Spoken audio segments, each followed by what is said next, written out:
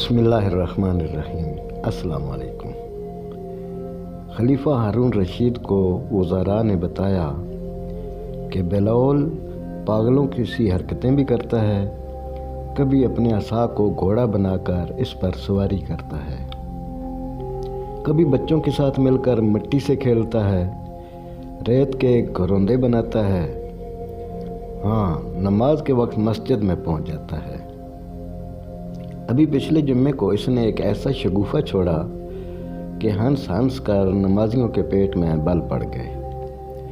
वज़ीर ने बताया, बयान करो वो क्या बात है। हारून ने कहा, गुज़श्ते जुम्मे को वो नमाज पढ़ने मस्जिद में आया तो गालबन चोरी के डर से इसने अपने जूते एक कपड़े में बांधकर अपनी अबा में छुपा लिए। यहाँ के मकामी लोग तो बेलौल को जानते हैं।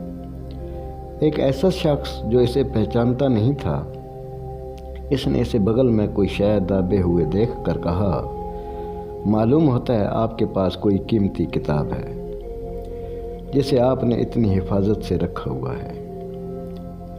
बेलौल ने बड़ी संजीदगी से जवाब दिया, आपने दुरुस्त अंदाज़ा लगाया है, बहुत कीमती किताब है। इस शख्स ने पूछा, क्या आप बताना पसंद फरमाएंगे ये कौन सी किताब है? जी हाँ, क्यों नहीं, ये फ़लसफ़े की किताब है, बेलौल ने बताया। फ़लसफ़े की किताब? सुभान अल्लाह, आपने किस कुतुब फरोश से ख़रीदी है? जनाब, ये मैंने एक मोची से ख़रीदी है।